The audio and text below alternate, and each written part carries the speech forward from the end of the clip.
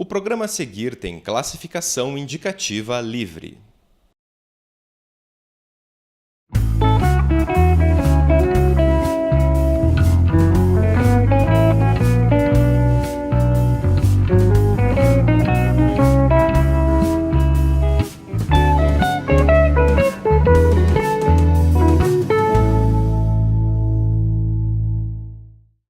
Olá! O caldo de hoje vai falar de uma cultura deliciosa, é a gastronômica. O ato de cozinhar não é apenas um jeito de preparar a comida, mas um modo de representação da sociedade. A culinária representa a cultura de um povo, e não apenas o alimento, mas também os utensílios e técnicas. Tudo isso faz parte de um acervo muito particular. E a relação entre arte, comida e gastronomia é o que você vai conferir no programa de hoje.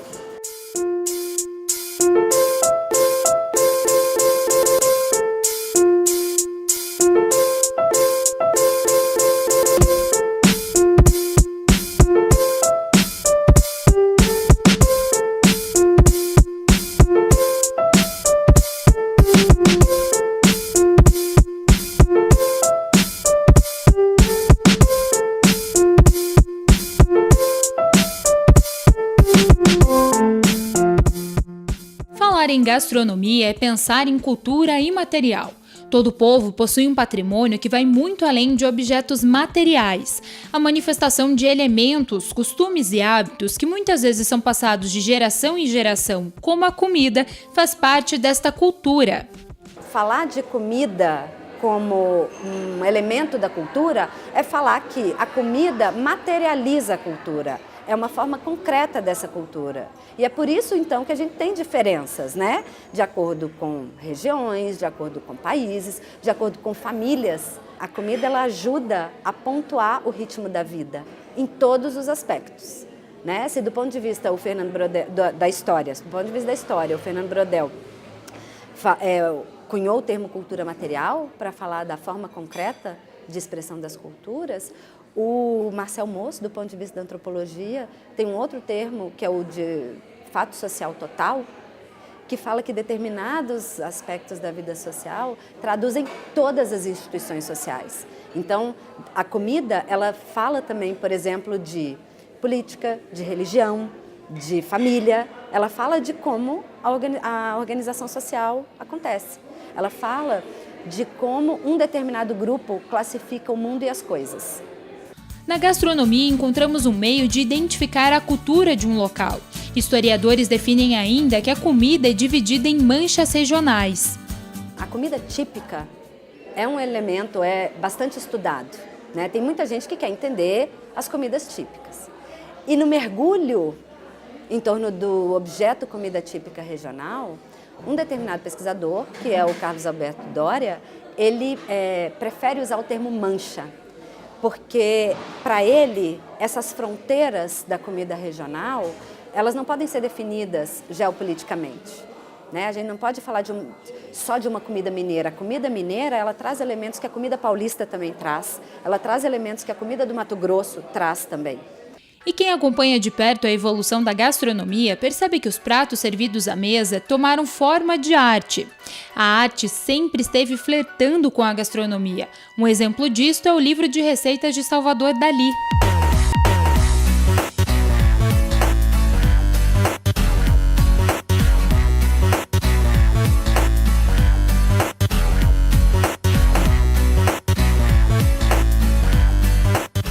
Uma das formas de representação da comida nas artes plásticas é com a natureza morta. E uma exposição aqui em Curitiba, no Museu Alfredo Andersen, traz quadros na visão de 4 artistas desse estilo de pintura. Este é um dos primeiros estilos de pintura acadêmica aprendido pelos artistas. Uma técnica de perspectivas e fugas além do trabalho com a luz. A natureza morta impressiona pela beleza dos quadros. Para estes artistas do século XX, uma mesa farta é motivo de orgulho, e isto é representado na pintura. A arte, ela faz esse questionamento, ela promove essa investigação, e aqui a gente consegue retratar uma época. O que as pessoas comiam, o que era usual, o que era frequente na casa das pessoas. E hoje a gente percebe que nem tanto, existe essa valorização das frutas, das verduras aí, mas dentro de um outro contexto. Os artistas Pedro Alexandrino e Maria Amélia de Assunção imortalizaram nas pinceladas maçãs, cenouras, abóboras. Rubens Manhoto também fez parte da exposição, apresentando uma versão mais moderna da natureza morta. Nos trabalhos aqui, principalmente, né, desses artistas, a gente percebe assim, um grande conhecimento, né, da luz, da sombra, do volume, as pinceladas, o estudo das cores, dentro de tempos realmente diferentes, muito distantes. A obra da Maria Amélia do início, né, de 1900 até 1950 aproximadamente, e o do Rubens Manhoto dentro de uma linguagem muito mais contemporânea, né, na década de 80, enfim. Então a gente percebe que há quase um século de diferença, as propostas dos dois artistas são diferentes, as suas linguagens, as suas expressões artísticas realmente são diferentes, mas a temática persiste. A exposição surgiu a partir da ideia do Museu Alfredo Andersen em falar sobre a cultura alimentar. Preenchemos todo o espaço do museu com obras que remetessem à ideia da alimentação, dessa cultura alimentar. Em períodos diferentes, em momentos diferentes, mas com olhares muito similares, valorizando os alimentos, as flores, as frutas, realmente buscando esse elemento dentro dessa cultura.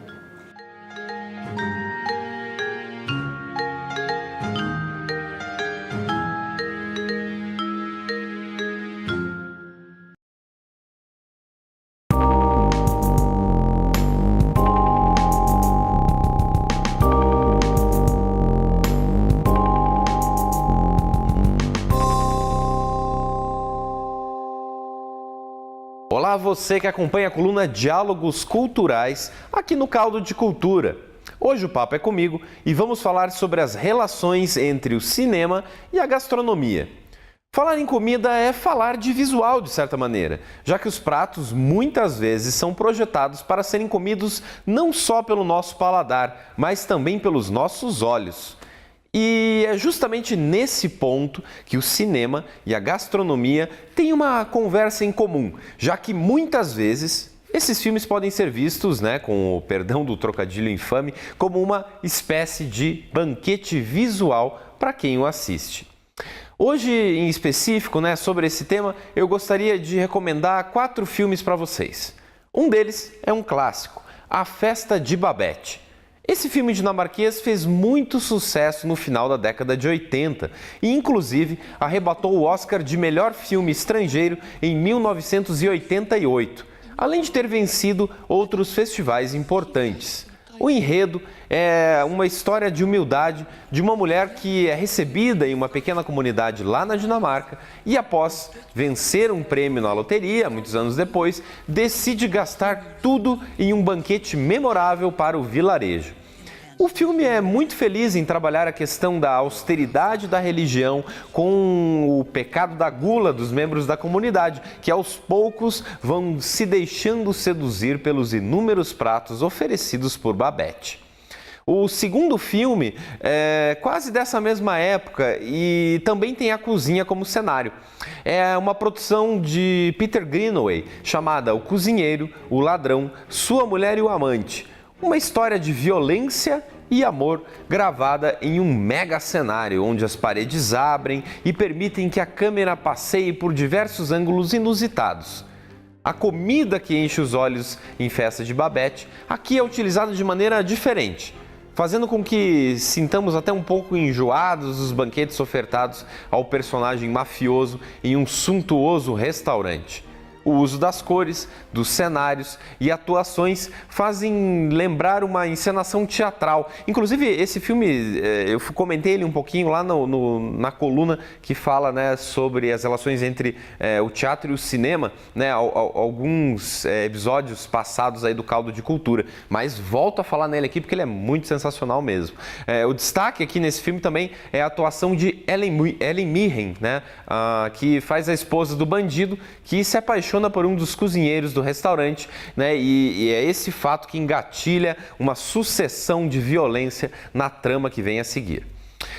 Os outros 2 filmes, né, continuando esse nosso voo pela cozinha, que também merecem destaques, anote aí, Ratatouille. Provavelmente muitas pessoas devem ter visto esse filme, né? Mas merece também citação por ser uma das melhores produções de animação da Pixar, que fez muito sucesso alguns anos atrás e narra a sensacional trajetória de Remy, um rato que sonha em ser chefe de cozinha em nada menos do que Paris, uma das cidades mais românticas e gastronômicas do mundo.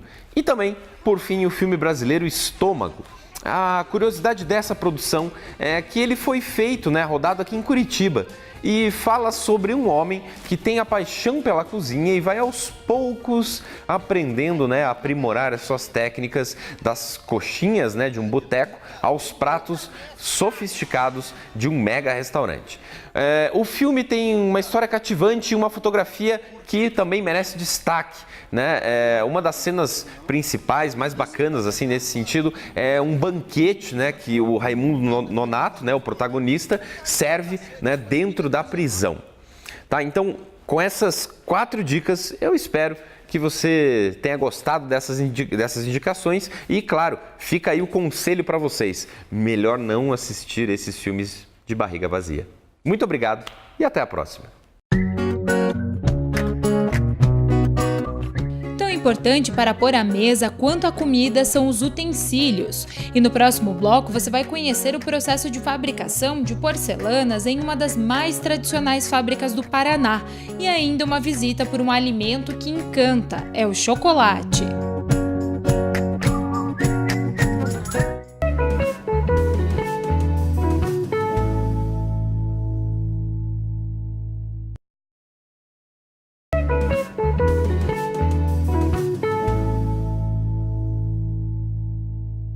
O Caldo de Cultura está de volta e hoje falando da relação de arte e gastronomia. Agora você vai conhecer um produto muito típico da nossa cultura, é o chocolate.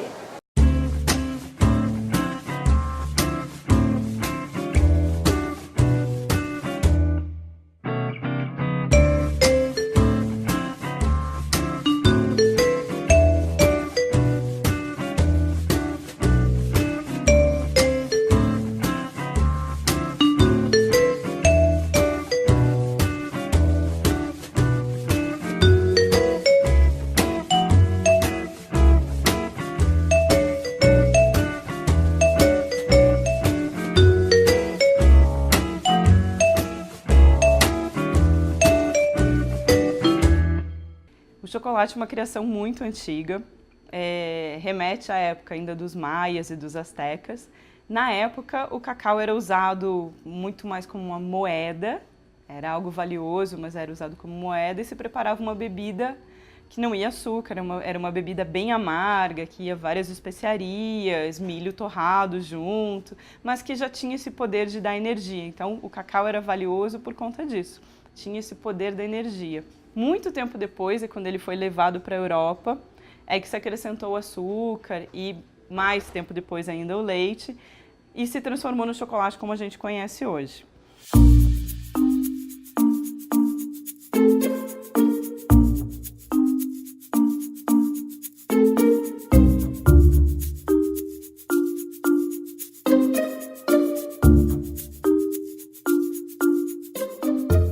Muitas diferenças entre chocolates e eu vou explicar um pouco das diferenças básicas para a gente conhecer pelo menos um pouquinho dos tipos de chocolate.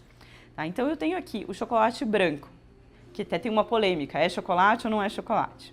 Bom, o chocolate branco não leva massa de cacau, ele leva manteiga de cacau, leite, açúcar e baunilha. Então ele tem esse sabor que lembra cacau, ele é um chocolate mais doce, mais gorduroso um pouco, mas não leva massa de cacau. Nós trabalhamos ele como se fosse o chocolate, respeitamos ele e ele serve muito bem para algumas receitas. Aí nós temos o chocolate ao leite. O nosso chocolate ao leite tem 42% de cacau. Ele é um chocolate mais escurinho para um chocolate ao leite, tem um percentual mais alto de cacau. Então esse leva massa de cacau, açúcar, leite e baunilha. Detalhe, um bom chocolate só leva baunilha natural e só leva manteiga de cacau, não leva nenhum outro tipo de gordura. E depois nós temos a variedade 70%, que é o nosso chocolate amargo. Dá para ver que ele é bem mais escuro, tem bem mais massa de cacau, menos açúcar. Então esse, por conta disso, ele é tido como um chocolate mais saudável, né?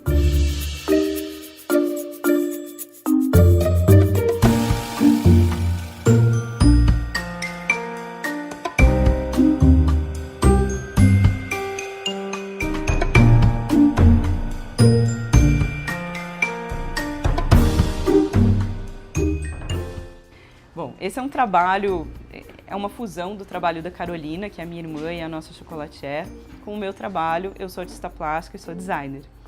Então, cada criação, cada sabor que a gente vem desenvolvendo, junto já vem esse trabalho visual junto. Então, enquanto ela está desenvolvendo o sabor, nós já estamos pensando na questão visual desse produto. Tanto no visual do chocolate, como no visual da embalagem. Então, essa criatividade, essa criação artística, ela já é criada junto com o sabor do chocolate. Eles estão inteiramente ligados. Então, a ideia, quando nós fazemos criações mais exóticas, são oferecer experiências novas com o chocolate, experiências sensoriais, mas que sejam sempre positivas, sempre uma experiência agradável. Então, aqui eu tenho, por exemplo, um chocolate com sementinha de coentro e laranja confit. É uma criação bastante diferente, envolve um tempero junto, tem todo um equilíbrio de sabores e é uma experiência deliciosa. Eu tenho uma outra criação que foi bem polêmica e que foi sucesso, a gente edita todos os anos, já fazem 5, 6 anos que nós editamos, que é um chocolate recheado com queijo gorgonzola, doce de leite e nozes. Nossa, mas queijo dentro do chocolate? Não, mas tem todo um trabalho por trás que envolve a dose certa de queijo, a receita correta da ganache, qual é o chocolate que vai na cobertura, como eu vou usar essa noz, qual é o doce de leite que eu vou usar, tudo milimetricamente calculado para ficar um sabor agradável, um sabor equilibrado, harmonizado, e a experiência é sempre positiva.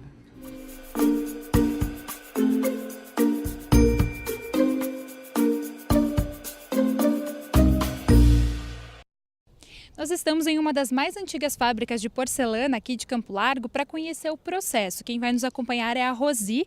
E Rosi, conta pra gente então, quando que surgiu a fábrica aqui? Então, a Porcelana Schmidt foi fundada em Mauá, São Paulo, em 1943. E aqui foi inaugurado em 1955. E o processo era bem artesanal no começo? Era bem artesanal, era estampado em tornos. E agora nós temos as máquinas automáticas. Facilita bastante o trabalho. Muito.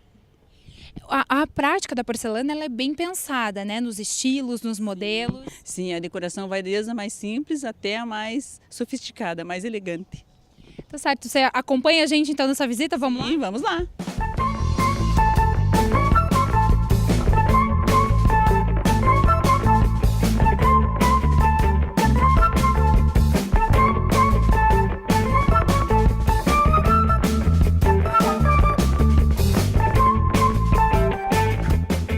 Rosi, então esse aqui é o primeiro estágio de produção de uma porcelana. Isso mesmo, aqui é a preparação da massa. E o que vai nessa massa, como que é? Essa massa vai areia de quartzo, argila, feldspato e caulim. São essas 4 matérias que vai. E aí mistura tudo e como que é? A gente recebe uma receita do laboratório e é como se fosse uma receita de bolo. É seguido assim. Daqui vai pro forno, então, para os moldes, né? Depois que ficar pronto aqui a massa, ela vai para as máquinas e para colagem, que é feito bule, cafeteira, açucareiro e travessas. Vamos conhecer, então, o restante da fábrica? Vamos lá, vamos lá.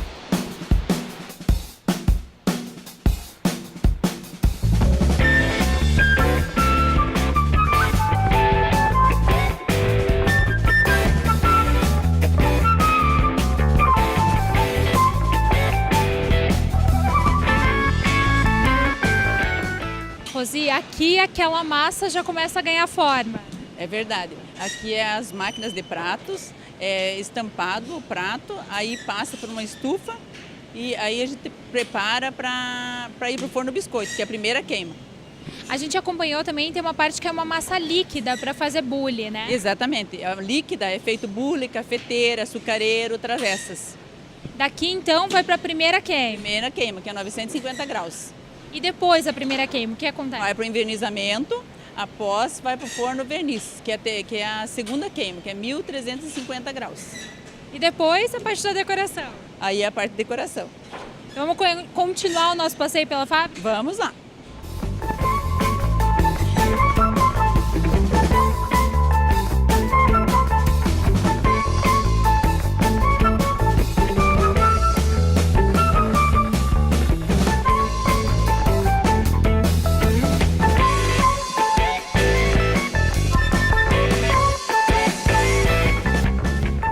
Rosi, essa é a última etapa, então, que é da decoração e uma das mais artísticas, né? É verdade, aqui a seção do decalque é a finalização. Então eles colocam o decalquezinho em cima do prato e alisam com a borrachinha e aí passa um paninho e está terminado. Aí ele vai para a terceira queima, que é a queima do decalque. E depois disso, está pronto para venda? Está pronto para o cliente.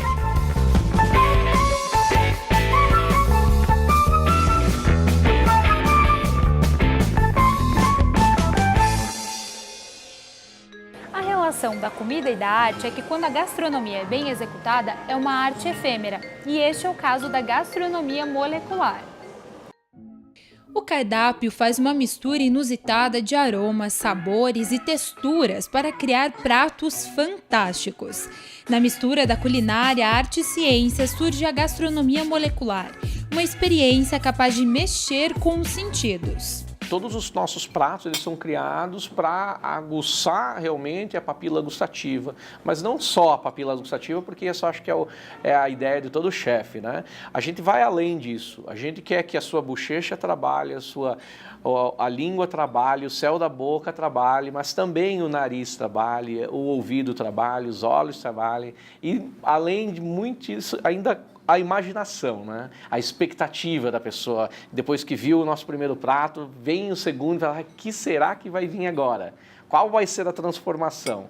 Então, nossos pratos são bem elaborados para cativar todos os sentidos das pessoas. Fábio está na cozinha há mais de 10 anos e aprendeu as técnicas sozinho. O método que ele usa muda a textura e a aparência dos alimentos e está chamando a atenção da gastronomia contemporânea. Pratos que são verdadeiras obras de arte. Eu gostaria de achar que é uma arte, né? Como a gente come com os olhos primeiro, a gente tenta fazer tudo muito bonito, muito balanceado, então... O chefe Fábio ensina as principais técnicas. Nós temos o nosso Curaçao Blue misturado com alginato de sódio. E nesse banho, que é só uma água, misturada com um produto que é chamado cloreto de cálcio. Ele é um derivado do sal. Um, em contato com o outro, ele cria uma película protetora, não deixando que o cloreto de cálcio entre dentro do alginato de sódio e automaticamente criando essa película. Quanto mais tempo ela fica dentro desse banho, mais ela vai virando uma gelatina de fora para dentro.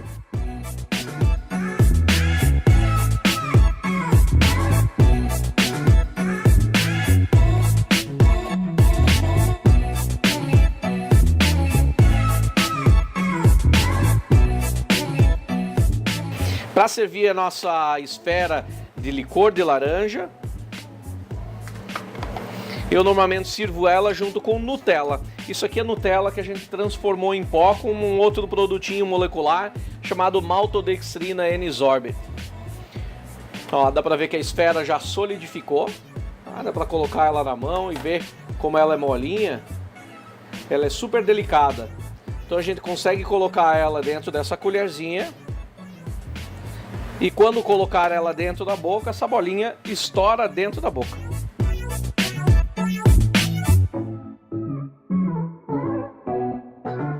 A alquimia se espalha pela cozinha. No prato, o chefe usou uma espécie de cola de proteína para criar uma mistura de cachaça e suco de laranja.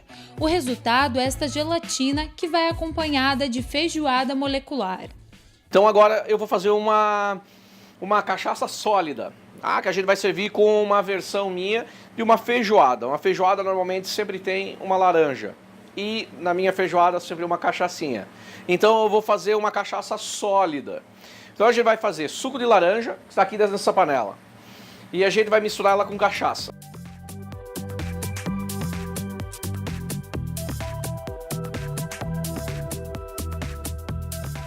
Essa é uma gelatina, ela é sólida, ela é bem dura, eu consigo ralar, consigo fatiar, moldar, ela não é frágil. E o que eu vou fazer? Eu vou colocar ela dentro desse ralador de queijo para eu conseguir ralar ela. E agora eu vou servir a minha feijoada. Essa é uma feijoada que a gente transformou ela num patê bem cremoso e tem todos os ingredientes aqui. Bastante bacon, linguiça, carne seca, bastante carne de porco.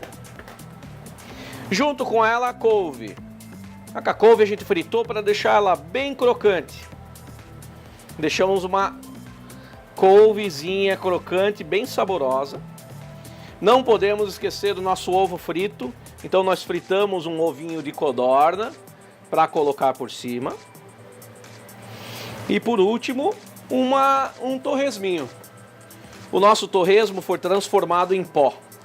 Então a gente serve nosso torresminho em pó, junto com essa feijoada, que está quase completa.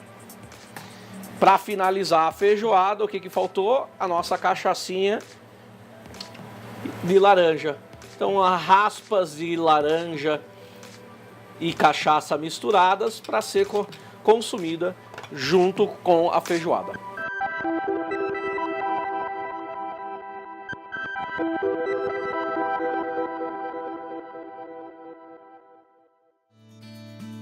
O Caldo de Cultura desta semana fica por aqui, mas você pode nos acompanhar nas nossas redes sociais. Na semana que vem eu te espero com mais cultura. Até lá!